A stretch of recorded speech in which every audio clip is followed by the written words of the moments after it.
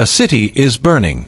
Not a village. Not a forgotten outpost rotting quietly at the edge of some colonial map. A city, with towering wooden palaces, roaring harbor markets, foreign merchants from a dozen nations trading silk and spice and porcelain for gold, and a ruler so powerful that emperors on the other side of the planet had his name written in their imperial records. The year is 1571. And on the shores of the most magnificent natural harbor in all of Southeast Asia, the most powerful empire on earth is doing what empires have always done. Not simply conquering land, but erasing the memory of everything that dared to exist before them.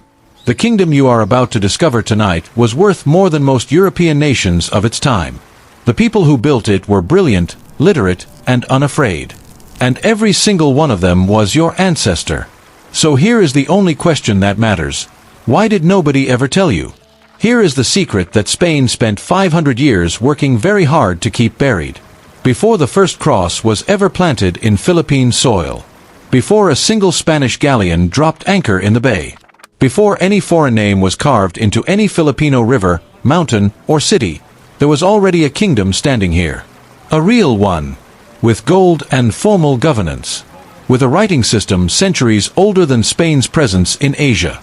With trade routes that stretched across the known world, connecting these islands to the courts of China, the markets of Arabia, the ports of Java, and the fleets of Japan. A kingdom so strategically positioned and so fiercely independent that it made Spanish conquistadors genuinely nervous the first moment they laid eyes on it. And so they did exactly what every frightened empire does when it encounters something it cannot simply absorb. They destroyed it first, and then very carefully rewrote the story. Tonight, we rewrite it back.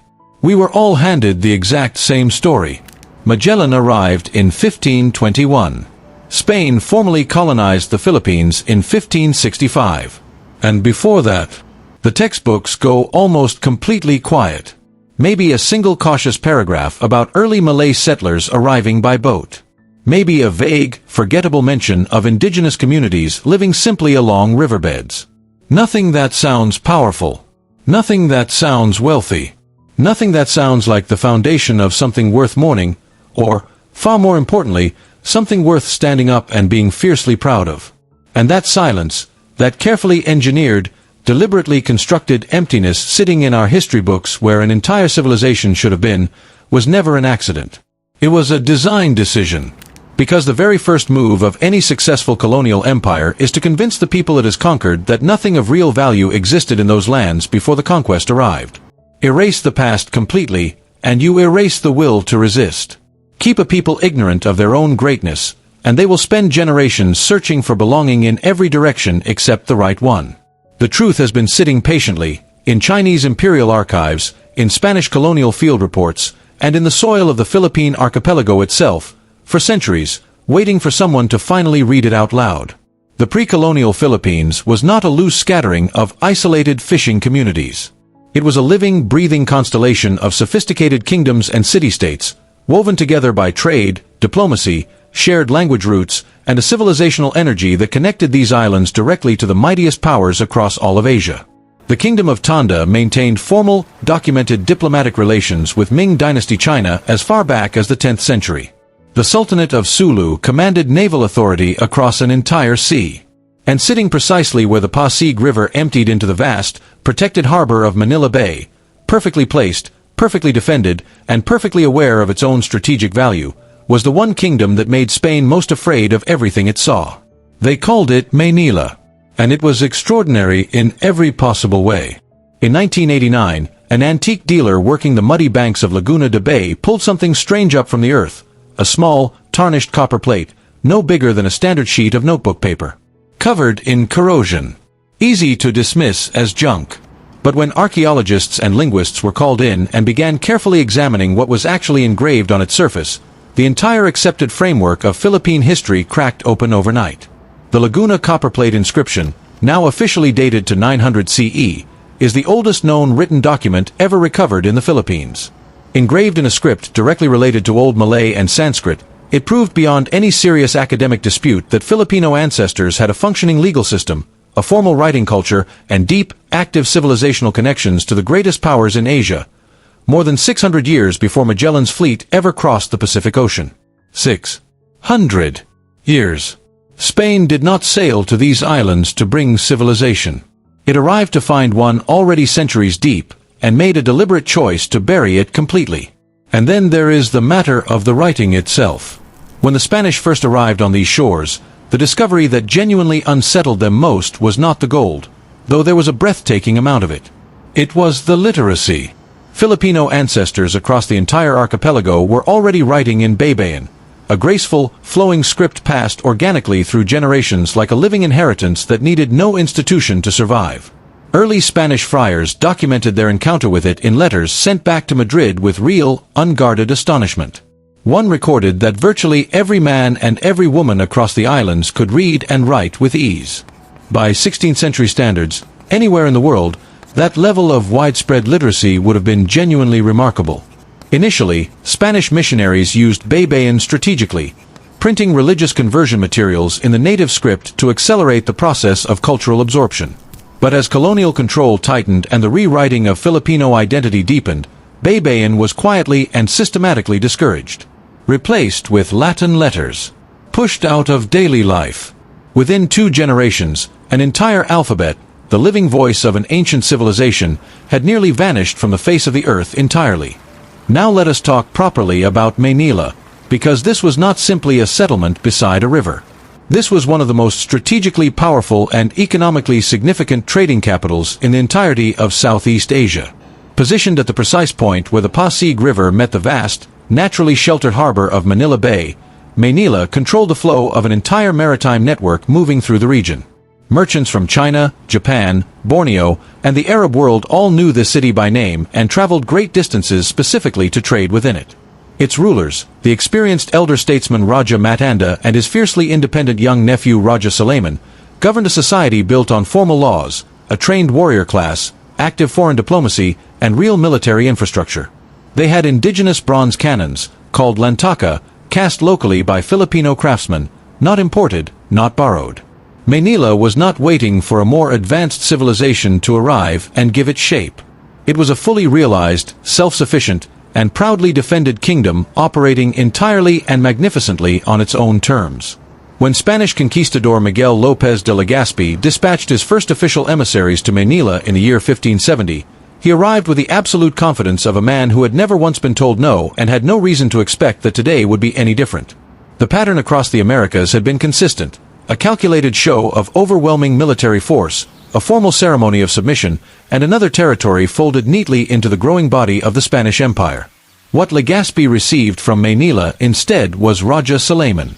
Young, precise, and completely unwilling to trade away his people's sovereignty for any promise Spain was offering, Suleiman delivered his position clearly. Manila was a free city, governed by free people, and while peaceful coexistence between neighbors was genuinely welcome, kneeling to a foreign king was something else entirely and would not be happening. The emissaries returned to Legazpi having gained absolutely nothing. By the brutal standards of colonial conquest, this was a breathtaking act of defiance. Spain withdrew to regroup, but only long enough to plan properly. They returned in May 1571 with a full war fleet, reinforced troops, and the cold, methodical patience of an empire that had never once learned to accept the word no. Imagine you are Raja Suleiman. You are somewhere in your 20s. Historians believe this, though Spain never considered a condemned man's birthday worth recording. You have grown up watching the entire world come to you. Ships from a dozen nations docking at your city's shores every season. Merchants arriving who speak languages you have taken the time to learn. Your uncle Matanda has spent years teaching you what ruling actually means, that a single word, chosen with care and spoken at the right moment, can carry the weight of thousands of lives inside it. You have heard in enough detail what the Spanish have done in other places.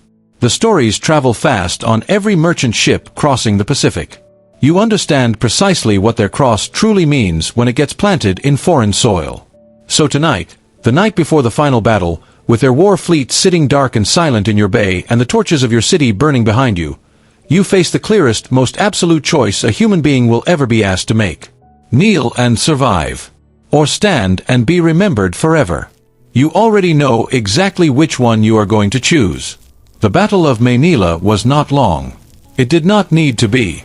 Suleiman's warriors, men who knew every inch of their land by heart, who fought with Lantaka and fury and the raw, desperate energy of people defending the only home they had ever known, could not hold back a colonial war machine that had spent 50 unbroken years conquering entire continents.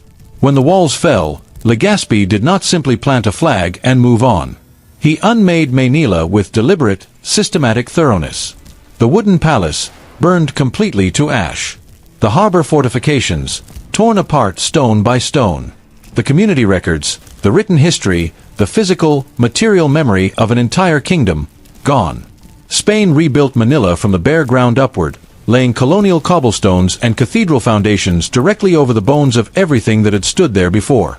Raja Suleiman himself escaped the initial battle but died fighting at Bangkusay not long after, still refusing the alternative. Spain raised no monument to him, named no street in his honor for centuries. They made absolutely certain that his story would end not as a king's story, but as a single dismissed footnote inside a conqueror's administrative report. So why does any of this matter to you, sitting here, today, in the actual world you are living in right now? Because the deepest and most lasting damage of colonialism was never written only in history books. It was written into how an entire people learned to see themselves. For generations, Filipinos quietly absorbed a message that was never spoken directly but was present in absolutely everything. That value came from somewhere else. That foreign was naturally superior. That the colonial name, the colonial religion, the colonial language were simply who you were, and that you should feel fortunate to have been shaped that way. That before Spain arrived with its ships and its cross and its carefully constructed story, there was only a forgettable darkness not worth remembering. But Raja Suleiman stood at a fortress wall with a war fleet in his bay and looked at every option available to him, and he chose to stand. The Laguna copperplate waited in the earth for over 1,000 years to deliver you a single message. The Bebe and your ancestors carved into every surface they could reach, surviving even the burning, says the same thing. You were never nothing. You were never waiting to be saved. You came from greatness that was entirely and completely your own. The billion-dollar kingdom that Spain erased from history was never truly destroyed. Real kingdoms, the ones built on identity and language and the stubborn inherited pride of a people, cannot be fully destroyed. They go underground. They survive in bloodlines and in the sound of words and in the shape of a coastline that remembers the weight of every ship that ever crossed it. Today, linguists are putting Baybayin back into classrooms. Archaeologists are still digging through Philippine soil and still pulling up proof of what stood here long before the erasure began. Historians are demanding that textbooks finally carry the complete story, not the colonizers' carefully edited and self-serving version, but the whole, painful, magnificent, uncompromising truth that was always there waiting to be told. And that reckoning is waking up right now in people exactly like you. Every single time you ask a question that the colonizer built an entire system hoping you never would. History is not simply what happened once and is finished. History is what we choose, actively, deliberately, and together, to remember. Spain tried to write your story for you 500 years ago. Tonight, after everything, you finally take that pen back. They burned the kingdom. But they could not burn the blood. Share this. Someone needs to know where they came from.